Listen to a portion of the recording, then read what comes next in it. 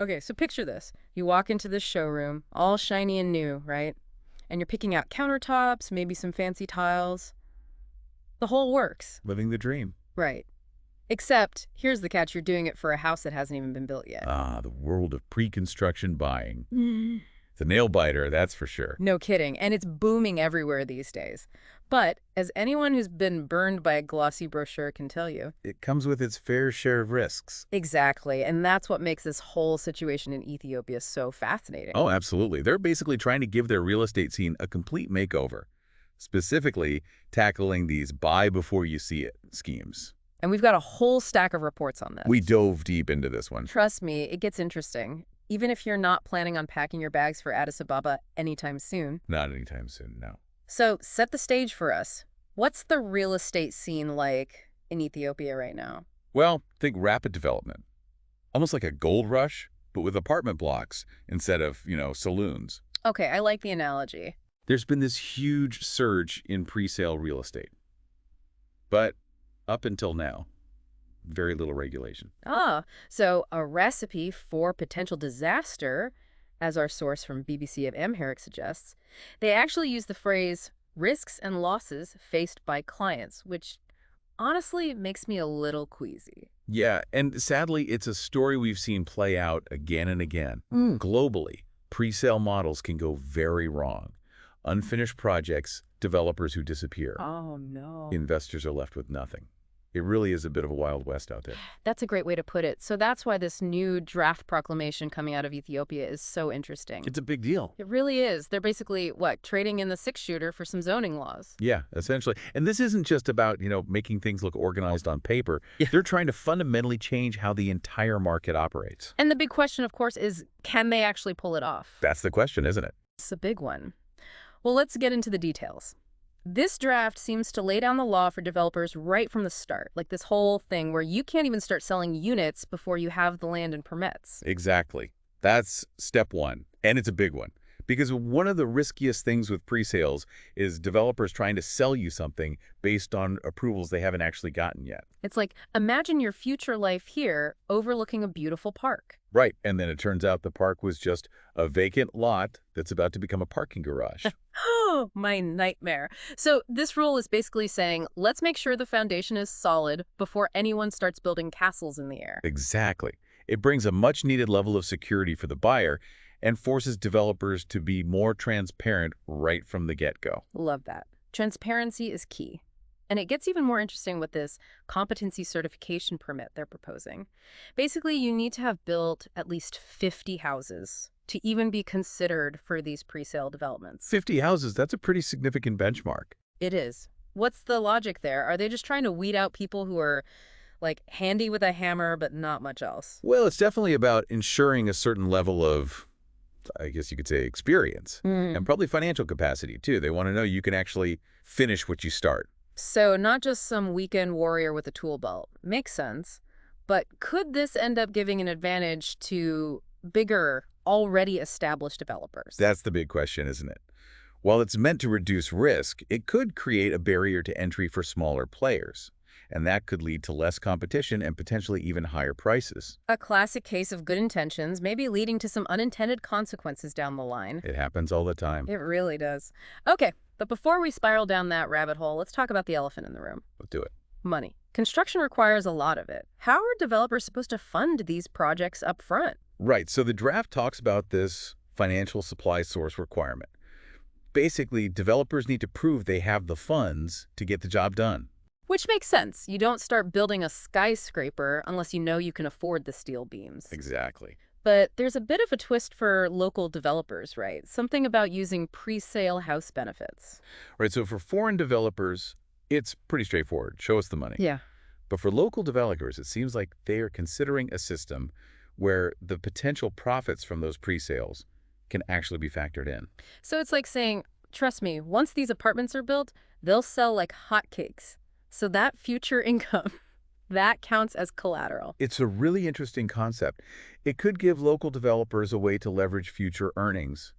But of course, it all hinges on those pre-sales actually happening and those earnings meeting projections. It's a gamble. It is, and a lot will depend on how those regulations are defined and, of course, enforced. Speaking of gambles, let's talk about protecting the buyers. The people actually putting their hard-earned money on the line. That's where this whole escrow account mandate comes in, Right. right? It's the magic word in real estate, isn't it? Escrow.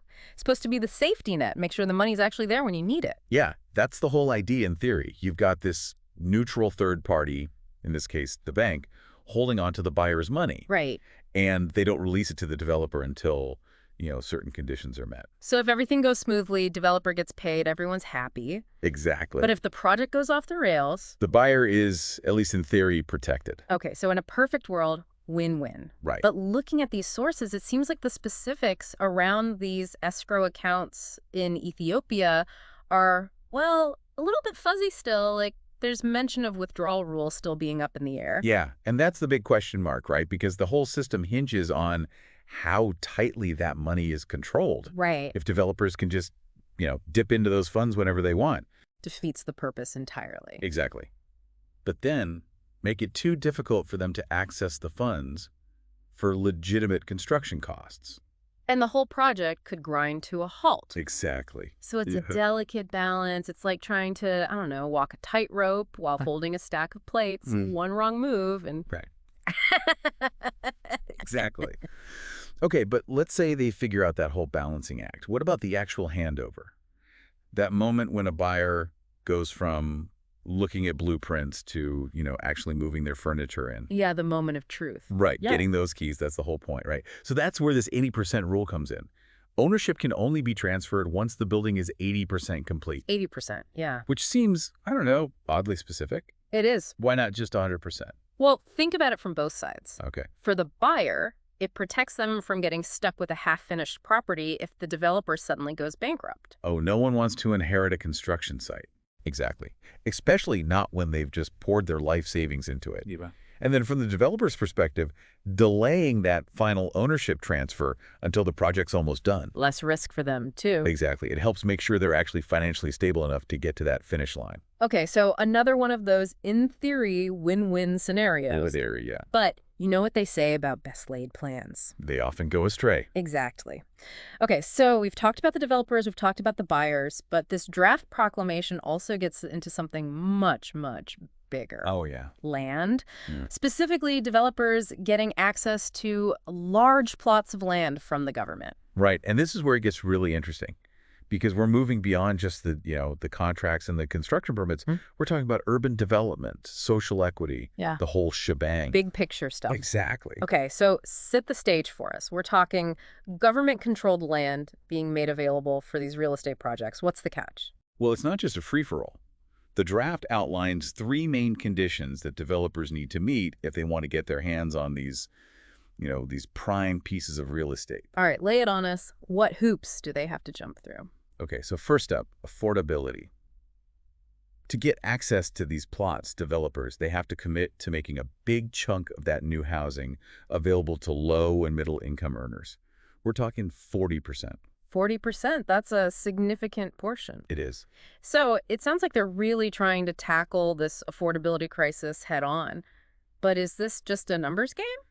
Or is it actually going to make a real difference in terms of housing inequality? That's the million-dollar question, isn't it? The intention seems to be there, but as always, the devil is in the details. Right.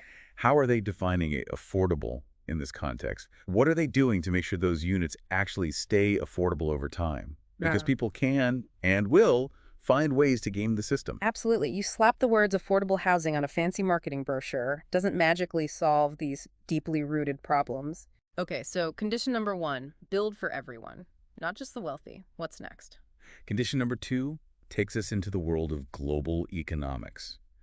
Developers who bring foreign currency into Ethiopia or reinvest their profits locally, they get preferential treatment when it comes to these land allocations. Ah, so a little incentive to attract foreign investment and maybe boost the local economy? Exactly. It's 2 birds, 1 stone. By encouraging developers to bring in foreign currency, they're hoping to, pump up Ethiopia's foreign exchange reserves, Oh. which is crucial for economic stability. And then, by encouraging reinvestment of profits, they're hoping to create this positive feedback loop where those development dollars actually benefit the local economy. So it's about more than just putting up buildings. It's about, like, elevating Ethiopia's entire economic standing on a global stage. Right. It's about recognizing that real estate development, if it's done right, can be a really powerful tool for growth. It really makes you think about the bigger picture, doesn't it? We often get so caught up in the bricks and mortar of it all. But it's really tied to so many other things. Absolutely. Economic policy, social equity. It's all connected. Okay, but before we get too philosophical on ourselves, let's talk about this third condition. What's the final hurdle for developers hoping to, cash in on these big land allotments? So we've got affordability, we've got this whole economic impact angle. Yeah. What's the third piece of this puzzle? What's the final requirement for developers? Okay, so this one is interesting because it really speaks to like a long-term vision. Yeah. Developers, they need to show a commitment to using locally sourced materials in these projects. Oh, wow. Okay. Right. So not just building in Ethiopia, but building with materials from Ethiopia. Exactly. It's about, stimulating those local industries, Right. creating jobs, and of course, reducing that reliance on, expensive imports. Makes sense. So it's really about making sure that this whole construction boom is woven into, the fabric of the local economy, Yeah. which is smart, especially if they can actually create this really strong network of local suppliers who can, keep up with demand. Oh, absolutely. And that's going to be key, right? Making sure that the capacity is there, Right. that the quality is there. Because it's one thing to say, okay, you have to use local suppliers. Right. But if those suppliers aren't equipped to handle it, then it all falls apart. Exactly. It's like this domino effect, right?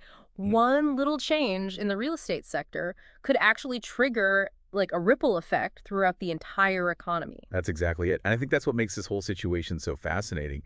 It's not just about, escrow accounts and building codes. It's about using real estate as a way to jumpstart broader economic and social change. It's ambitious. Oh, incredibly ambitious. There's no doubt about that. But of course, ambition without action is just a daydream. That's it. Yeah. So what do you think? What's your gut feeling? Will they be able to pull this off? Can Ethiopia really make this real estate revolution happen? Well, that is the million-burr question, isn't That- it? I mean, on paper, it has the potential to be amazing, Yeah. addressing the transparency issues, the affordability, bringing in that economic development. Mm-hmm. It's all there. But, and it's a big but, There's always a but. there is. A lot hinges on the details. Of course. How clear are those regulations? Right. How well are they going to be enforced? Yeah. Are they going to be adaptable, willing to make changes as they go? Right, because there's going to be bumps in the road, that's for sure. There always are. It's almost like we've spent this whole deep dive, looking at the blueprints, Yes. admiring the fancy architectural drawings. Right. But we won't really know what the house looks like until it's built. Until the dust settles. Exactly. And even then, Even the then. real test is, can people actually afford to live in it? That's a great point. It's a good reminder that at the end of the day, real estate, it's not just about square footage and, investment returns. All right.